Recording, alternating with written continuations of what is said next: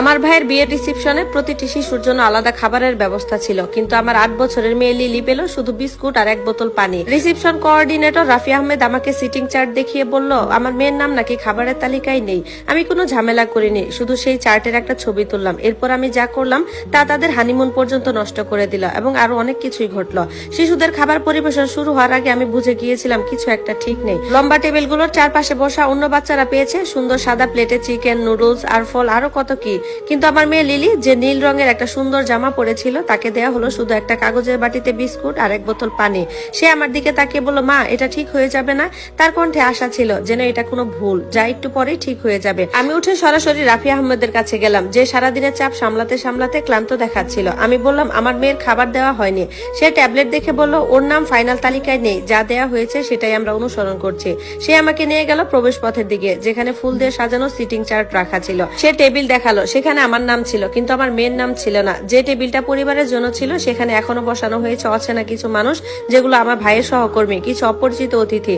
আমি চার্টটা আরো ভালো করে দেখলাম। প্রতিটি শিশুর নামের পাশে নীল ডট ছিল, মানে তারা শিশুদের খাবার পাবে। কিন্তু নিচের কোনায় পেন্সিলে লেখা ছিল রূপসীর নির্দেশে লিলির খাবার বাতিল করা হয়েছে, তাকে কোনো শিশুদের প্লেট দেওয়া হবে না।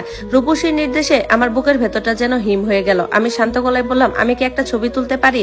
রাফি আহমেদ একটু থেমে বলল এটা আপনাদের পরিবারের বিষয়। তাই আমি একটা ছবি তুললাম, একটা স্পষ্ট ছবি যেটা পুরো লেখা আর নাম নির্দেশে দেখা যায়। আমি যখন টেবিলে ফিরে এলাম দেখি রূপসী হাসছে তার বান্ধবীদের সাথে। তার হাসি এত স্বাভাবিক ছিল যেন কিছুই হয়নি। সে লিলির সামনে রাখা বিস্কুট দেখে এক মুহূর্ত থেমে গেল, তারপর আবার হাসতে শুরু করলো।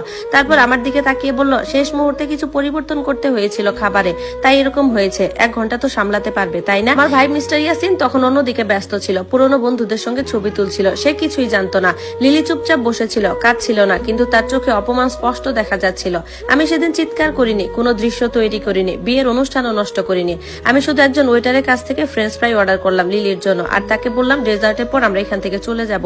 তারপর আমি বাথরুমে গিয়ে দরজা বন্ধ করলাম। আমি সেই ছবিটা মিস্টার ইয়াসিনকে পাঠালাম। নিচে লিখলাম তুমি কি জানো রূপসী নিজে লিলিকে খাবারের তালিকা থেকে বাদ দিয়েছে। ছবিটা পাঠানোর কয়েক সেকেন্ড পরই সে আমাকে কল করতে শুরু করলো। আমি কলটা রিসিভ করলাম না। রিসেপশনে বাথরুমের ভেতর দরজা বন্ধ করে আমি কিছুক্ষণ চুপ করে দাঁড়িয়ে রইলাম। বাইরের দুনিয়াটা তখনও হাসছে, সঙ্গীত, গ্লাসের টুংটাং শব্দ, ক্যামেরার ফ্ল্যাশ। কিন্তু এই বন্ধ জায়গাটার ভেতরে আমার মাথায় শুধু একটা ছবি ঘুরছিল, ফুল দিয়ে সাজানো সেই সিটিং চার্ট, আর তার কোণে পেন্সিল দিয়ে লেখা সেই নিষ্ঠুর লাইনটা লিলি রূপসীর নির্দেশে বাদ, কোনো শিশু প্লেট নয়। আমি ফোনের স্ক্রিনের দিকে তাকালাম। মিস্টার ইয়াসিনের নামটা এখনো কল লগে বাজছে। সে বারবার কল করছে আমাকে, কিন্তু আমি রিসিভ করিনি, কারণ আমি জানতাম এখন যদি আমি তার সাথে কথা বলি তাহলে কথাগুলো আবেগে ভেসে যাবে।